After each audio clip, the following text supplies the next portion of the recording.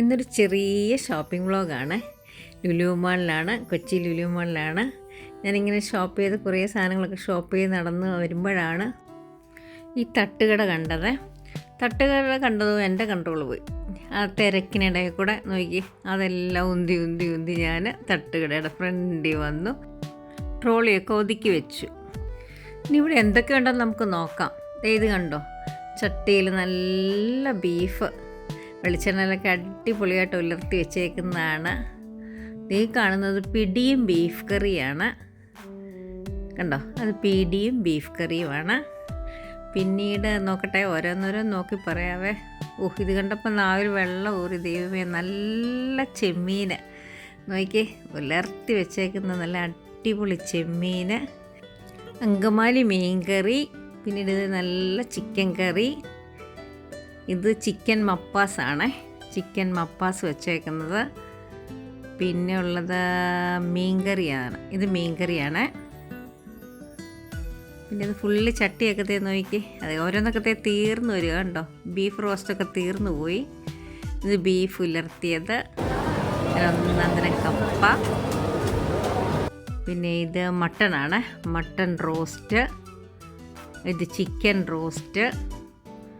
പിന്നീട് ഇത് ഇളനീർ ചിക്കൻ എന്ന് പറഞ്ഞ ഒരിതാണ്. ഞാൻ കഴിച്ചിട്ടില്ല, ഞാൻ കുറച്ച് വാങ്ങിച്ചു. പിന്നീട് ഇതെല്ലാം കറികളെല്ലാം നല്ല അടിപൊളിയായിട്ട് അവർ സെറ്റ് ചെയ്ത് വെച്ചിട്ടുണ്ട്. കണ്ടോ, കുറേ കറികളെല്ലാം സെറ്റ് ചെയ്ത് വെച്ചിട്ടുണ്ട്. ഇതെല്ലാം നല്ല നാടൻ ഐറ്റമാണ്, നാടൻ കറികളാണ്. അതുകൊണ്ട് ഫുഡ് കൗണ്ടറിൽ വലിയ തിരക്കുമായിരുന്നു.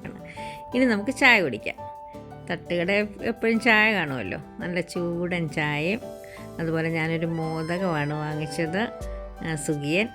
അതും എല്ലാം കഴിച്ചുകൊണ്ടിരിക്കുകയാണ്. ഏകദേശം ഞങ്ങളൊരു രാത്രി സമയത്താണ് പോയത്, ഒരു 7:30 സമയത്തൊക്കെയാണ് പോയത്. അതുകൊണ്ട് ഇത് നോക്കിയ ചായക്കടയിൽ നോക്കി അതിനകത്തെ ഓൾമോസ്റ്റ് എല്ലാ സംഭവങ്ങളും തീർന്നിട്ടുണ്ട്. വളരെ കുറച്ച് ഐറ്റം മാത്രമേ അതിനകത്തുള്ളൂ, ബാക്കി എല്ലാം തീർന്നു പോയി. എന്നാലും ഉള്ളതിനകത്തുനിന്ന് എന്തെങ്കിലും വാങ്ങിച്ച് കഴിക്കണ്ടേ, അങ്ങനെ കഴിച്ചു. ഇത് കണ്ടോ, ഒന്നും തന്നെ കാണാനില്ല, വളരെ കുറച്ച് ഐറ്റം മാത്രം.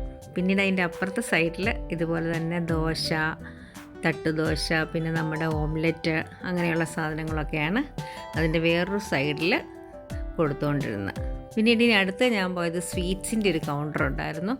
ആ കൗണ്ടറിൽ പോയി സ്വീറ്റ്സ്, കുറേ എല്ലാം നോർത്ത് ഇന്ത്യൻ സ്വീറ്റ്സ് അവിടെ കണ്ടത്. അങ്ങനെ കുറച്ച് സ്വീറ്റ്സും ഞാൻ വാങ്ങിച്ചു. അതെല്ലാം കഴിഞ്ഞ്, സ്വീറ്റ്സ് വാങ്ങിയതും എല്ലാം കഴിഞ്ഞ് ഞാനൊരു ഷോപ്പിംഗ് പയ്യെ ഒന്ന് വൈൻഡപ്പ് ചെയ്യാൻ പോവുകയാണ്.